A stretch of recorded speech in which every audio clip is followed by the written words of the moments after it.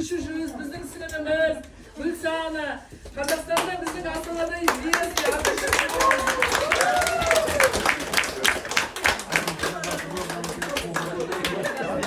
Тиктокер, бәрі біледі, известный тиктокер ана, Гүлсана деген.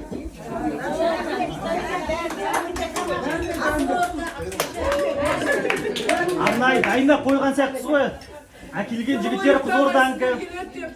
Өзіміз ас дайындап жатсаңдар Қызылорданікі. Жезқазғаннан, Қарағандыдан, Қызылордадан, Қызылорданың ар жағынан, Алматыдан, Астанадан, Семейден. Қазір Петропавловскте мен көшірмеуіне жатсы деп жатыр уже.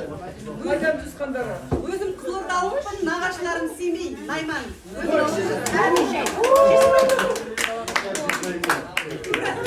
Тура как раз Айнапай сияқты. Иә. Алла разы болсын.